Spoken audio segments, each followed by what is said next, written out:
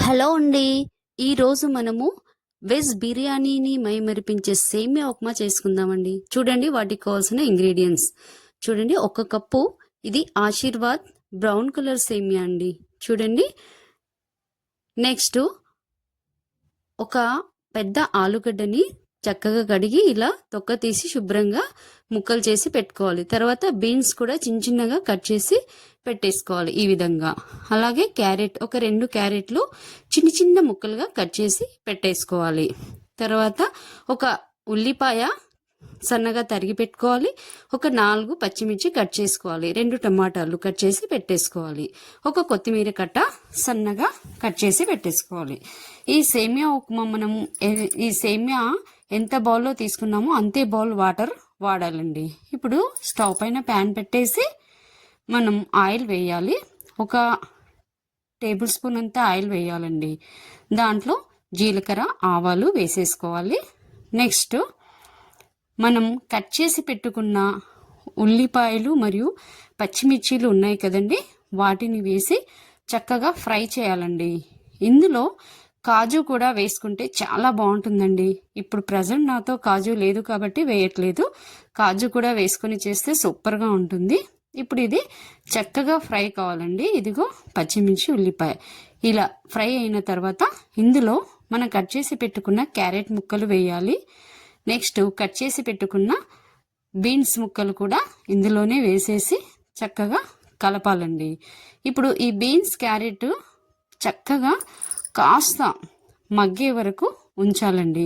కొద్దిసేపు ఇలాగే కలుపుతూ కాస్త అవి ఫ్రై అయ్యే వరకు ఉంచాలి. ఇవి కాస్త ఫ్రై అయిన తర్వాత ఇందులో కట్ చేసి పెట్టుకున్న ఆలుగడ్డ ముక్కల్ని కూడా వేసేసేయాలండి. ఈ రకంగా ఇవి కొంచెం ఫ్రై అవుతాయండి. ఇదిగో ఇలా ఫ్రై అయిన తర్వాత ఇందులో ఆలుగడ్డ ముక్కలు కూడా వేసేసేయాలి. ఇలా ఆలుగడ్డ ముక్కలు కూడా వేసి చక్కగా కలిపేసుకోవాలండి. ఇదిగో ఈ రకంగా ఇది కాస్త కలిపిన తర్వాత ఆలు కూడా కొంచెం ఫ్రై కాగానే దీంట్లోకి టమాటాలు వేసేసేయాలండి. ఈ టమాటాలు వేసి కాస్త అటు ఇటు తిప్పేసి కొద్దిసేపు ఈ టమాటాలు చక్కగా మంచిగా బాయిల్ కావాలండి. అందులో చక్కగా బాయిల్ అయ్యి అందులో ఉన్న వాటర్ అనేది వచ్చే రకంగా మనం కాసేపు మూత పెట్టేసేయాలి. ఇదిగో చక్కగా ఉడికిపోయింది టమాటా. ఇప్పుడు మనం ఎంత బౌల్తో సేమియా తీసుకున్నామో అంతే బౌల్తో వాటర్ తీసుకోవాలండి. తీసుకొని ఈ వాటర్ని ఇందులో యాడ్ చేసేసుకోవాలి. ఇదిగో ఇలా యాడ్ చేసేసుకోవాలి. చేసుకుని 1 టీ స్పూన్ సాల్ట్ వేసేసుకోవాలండి. ఇది ఇలా బాగా మరుగుతూ ఉంటే ఇందులో 1 టీ స్పూన్ సాల్ట్ వేసేసుకోవాలి.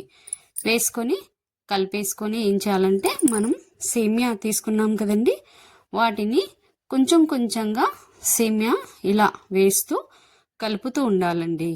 సేమియా ఒకేసారిగా మొత్తంగా వేయకూడదండి. కొంచెం కొంచెంగా వేస్తూ కలుపుతూ ఉండాలి. ఇలా సేమియా మొత్తం కొంచెం కొంచెంగా వేస్తూ మళ్ళీ కలుపుతూ ఉండాలి. ఈ రకంగా సేమియా కలుపుతూ వేస్తూ ఉండాలండి. ఇదిగో ఈ రకంగా ఇలా వేసి సేమియాను మరియు వెజిటేబుల్స్ని అటు ఇటు బాగా కలపాలండి. మొత్తం సేమియా మరియు వెజిటేబుల్స్ చక్కగా కలిసిపోయే వరకు ఇలా కలపాలండి. ఇలా మధ్యలో ఇలా సేమియా వేస్తూ మళ్ళీ కలుపుతూ ఉండాలి. ఈ రకంగా మొత్తం సేమియా వేసేసి ఇలా మొత్తంగా కలిపేస్తూ ఉండాలండి. స్టవ్ సిమ్లో పెట్టేసుకోవాలండి. ఈ ప్రాసెస్ జరిగేటప్పుడు స్టవ్ సిమ్లో పెట్టేసుకొని ఈ రకంగా కలిపేస్తూ ఉండాలి. ఇలా కలిపిన తర్వాత కాసేపు మనము మూత పెట్టేసేయాలండి. మూత పెట్టేసి 5 మినిట్స్ ఉంచేసేయాలి. నెక్స్ట్ మూత తీసి చూస్తే ఇదిగోండి సేమియా ఉప్మా రెడీ అయిపోయింది. చూడండి, సేమ్ వెజ్ బిర్యానీ లాగే ఉంటుందండి. టేస్ట్గా ఉంటుంది, చాలా బాగుంటుందండి. ఇప్పుడు దీంట్లోకి మనము ఏం చేయాలంటే కట్ చేసి పెట్టుకున్న కొత్తిమీరను వేసేసుకోవాలండి. ఇదిగో సేమియా ఉప్మా చూడండి ఎంత మంచిగా విడివిడిగా, చూడండి ఒకదానికొకటి అతుక్కోకుండా విడివిడిగా ఉంటుందండి. చాలా బాగా ఉంటుంది. సేమ్ బిర్యానీని మైమరిపించేలా ఉంటుందండి ఈ సేమియా ఉప్మా. చాలా టేస్ట్గా ఉంటుంది. ఇప్పుడు మనం కొత్తిమీరని వేసేసుకుందాం. ఇలా కొత్తిమీర వేసిన తర్వాత స్టవ్ ఆఫ్ చేసుకోవాలండి.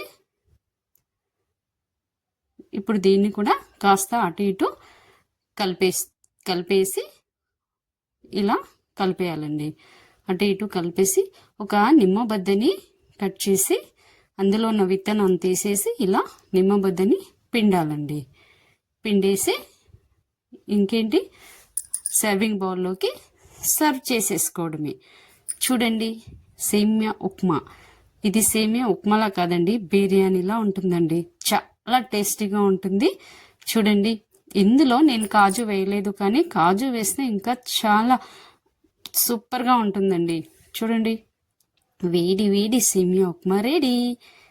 ఇంకెందుకు ఆలస్యం, మీరు కూడా ఇలాంటి సేమియా ఉప్మాను చేసుకొని తినండి. చాలా టేస్టీగా ఉంటుంది. పిల్లలు బిర్యానీ అడిగినప్పుడు, మన దగ్గర రైస్ లేనప్పుడు వెంటనే ఈ సేమియా ఉప్మా చేసి పెట్టండి, సూపర్గా తింటారండి. చాలా బాగుంటుందండి.